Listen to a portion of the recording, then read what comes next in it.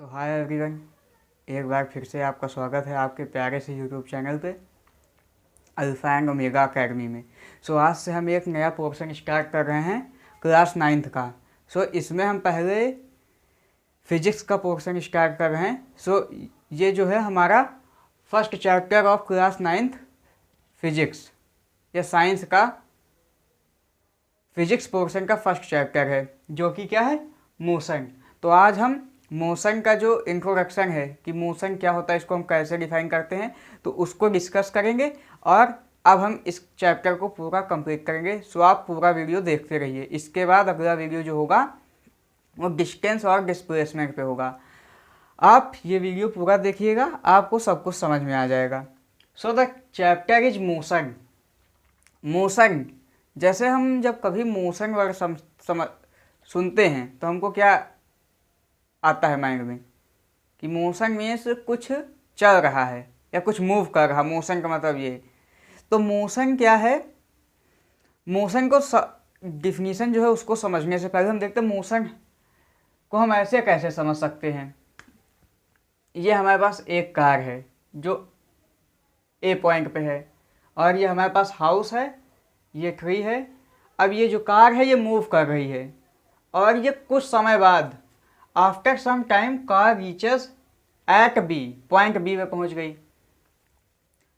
ये जो है स्टेशनरी ऑब्जेक्ट है ना। हाउस और ट्री क्या है, stationary object. House and trees are stationary object. अगर हम यहाँ से देखेंगे, कार यहाँ पे मूव कर रही है, ये यहाँ से मूव करते जा रहे, कुछ समय बाद मान लीजिए 10 सेकंड बाद वो यहाँ पहुँच गई, तो यहाँ से इसकी दूरी क्या हुई, बढ़ गई ना। 10 सेकंड बाद कार की दूरी जो ए पॉइंट से हाउस की दूरी है और फिर बी पॉइंट से हाउस की दूरी में चेंज आ गया। मीन्स अगर कोई चीज़ मोशन कर रहा है तो उसकी डिस्टेंस हमेशा चेंज होती रहेगी। अगर मोशन है तो डिस्टेंस हमेशा चेंज होती रहेगी। कुछ समय बाद ये यहाँ पहुँच गई, ठीक। अब ये ऑब्जेक्ट क्या थे, स्टेशनरी। तो यहाँ से ये कार जो है बी पॉइंट पे पहुँच गई। अब जो मोशन होता है उसको हम डिफाइन कैसे करते हैं, तो ध्यान से देखें। A body is said to be in motion or moving when its position changes continuously with respect to a stationary object taken as reference point। अब reference point क्या होता है, जैसे मोशन को देखने के कई जगह हो सकते हैं। reference point मतलब जहाँ से हम ऑब्जेक्ट को देख रहे हैं कि ये मूव कर रहा है या नहीं। reference point मतलब जैसे कार जा रही है यहाँ से, तो इसका हम मोशन किसके रिस्पेक्ट में देख रहे हैं, हाउस के रिस्पेक्ट में ये कार मूव कर रही है। लेकिन अब जैसे मान लीजिए यहाँ पे ये कोई कार चला रहे हैं, ड्राइवर है, यहाँ पीछे मान लीजिए पैसेंजर बैठे हुए हैं, टैक्सी कार है, इसमें पैसेंजर बैठे हुए हैं। तो यहाँ पे अगर हम यहाँ से कोई आदमी हाउस वाला देखेगा तो यहाँ पे जो ड्राइवर है वो भी मूव कर रहा है, जो पैसेंजर्स बैठे हुए हैं वो भी मूव कर रहा है, और ओवरऑल कार मूव कर रही है।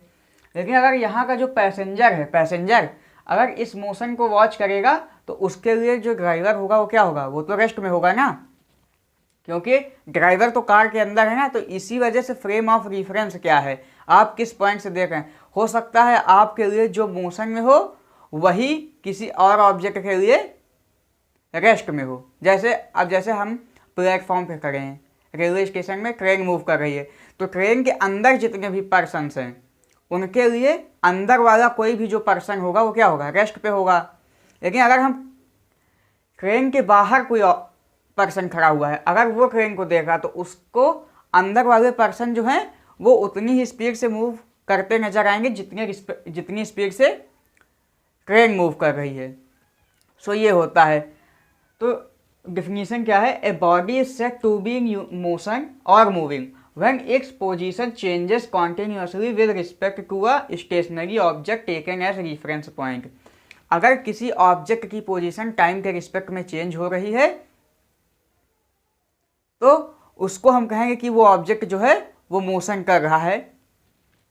अगर किसी स्टेशनरी ऑब्जेक्ट के रिस्पेक्ट में कोई ऑब्जेक्ट टाइम के रिस्पेक्ट में अपनी पोजीशन चेंज कर रहा है, जैसे ये पहले यहाँ ए पे था, फिर बी पे आया, फिर आगे जाएगा, तो यहाँ पे हम कह सकते हैं ये कार जो है मोशन कर रही है, मूव कर रही है, ठीक। अब जैसे हमारे पास मोशन होते हैं तो वो कई टाइप के होते हैं। अब हम एक चीज़ और देखते हैं, जैसे हम हैं तो हम मूव कर रहे हैं, अभी हम मोशन में हैं कि रेस्ट में हैं। तो अगर हम अर्थ पे खड़े हुए हैं, अर्थ पे, ठीक, अर्थ पे खड़े हुए हैं, अगर हमको कोई यहीं पे देखे, यहीं पे कोई एक ऑब्जेक्ट खड़ा, मान लीजिए ये ऐसे मार्कर है, इसको हम देख रहे हैं तो ये रेस्ट पे है ना। लेकिन अगर अभी हम अर्थ के बाहर चले जाएं, अर्थ तो सन के अराउंड रिवॉल्व कर रही है ना, तो ओवरऑल क्या होगा, हम मोशन में है ना। अगर हमको कोई बाहर, अर्थ के बाहर के फ्रेम ऑफ रेफरेंस से देख रहा है तो हम कहाँ में हैं, मोशन में है ना, क्योंकि अर्थ सन के अराउंड रिवॉल्व कर रही है। इस वजह से हमको एक रेफरेंस पॉइंट लेना बहुत ज़रूरी है। सो एक ये हो गया। और अब जैसे हमारे पास एग्जाम्पल्स हैं कई सारे, स्विंग है, झूला, झूला क्या करता है, ये जैसे ऐसे मारकर है, ऐसे टू एंड फ्रो मोशन करता है ना, आगे पीछे ना, तो ये। और यहाँ पे पेंडुलम ऑफ ए क्लॉक, जो पेंडुलम होता है क्लॉक का। और ये क्या है, मैरी गो राउंड, ये भी एक झूला है। और हैंड्स ऑफ ए वॉच, घड़ी की जो सुई होती है उसका भी तो मोशन होता है। कौन सा मोशन करती है, सर्कुलर मोशन ना, वो टाइम इंटरवल के बाद अपने मोशन को रिपीट करती हैं। अब जैसे एक चीज़ हमने कॉमन सी देखी है कि जब हम कार से या किसी भी क्लोज या किसी भी बाइक से या कुछ भी से जा रहे हैं कहीं से, तो हमको लगता है कि जो पीछे वाली चीज़ें हैं, मतलब जैसे हमारे बगल में कोई चीज़ है, पेड़ है, तो वो धीरे धीरे पीछे जा रहा है, तो ऐसा लगता है ना। लेकिन ये थोड़ी है, वो पीछे नहीं जा रही, हम आगे जा रहे हैं। अगर ध्यान से देखा जाए तो वो पीछे थोड़ी जा रही, हम आगे जा रहे हैं, वो तो अपनी जगह फिक्स है ना।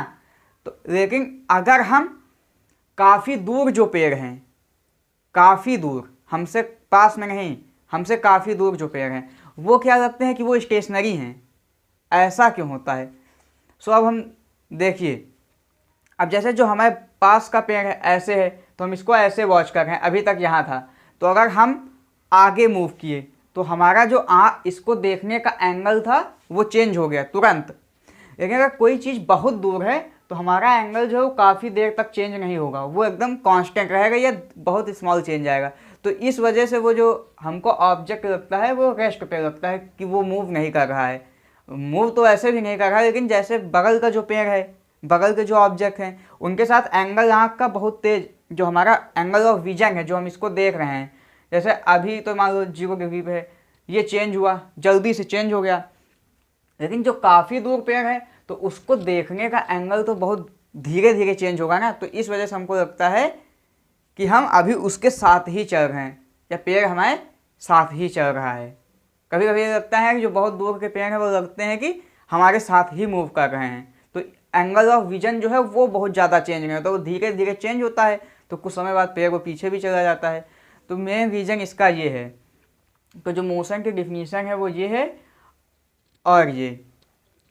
और अब जैसे हम देखें, कभी कभी जैसे मान लीजिए हम हैं, हम आगे को जा रहे हैं, कोई इधर बाइक से पीछे को जा रहा है, मतलब इधर को हमसे अपोजिट डायरेक्शन में जा रहा है। तो क्या होता है,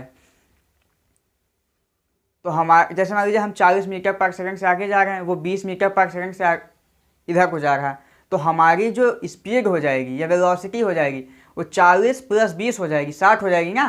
क्योंकि जब हम किसी के बगल से तो हमको लगता है बहुत तेज़ी से हम निकल रहे हैं, क्योंकि 40 मीटर पर सेकंड से हम आगे जा रहे हैं और 20 से वो पीछे जा रहा है, मतलब हमसे अपोजिट में जा रहा है। तो हमको ये लगेगा ना कि वो हर सेकंड में 20 मीटर और दूर हमसे जाता चला जा रहा है। जब वो देखेगा तो उसको लगेगा कि हम 20 और 60 मीटर हम उससे आगे जा रहे हैं।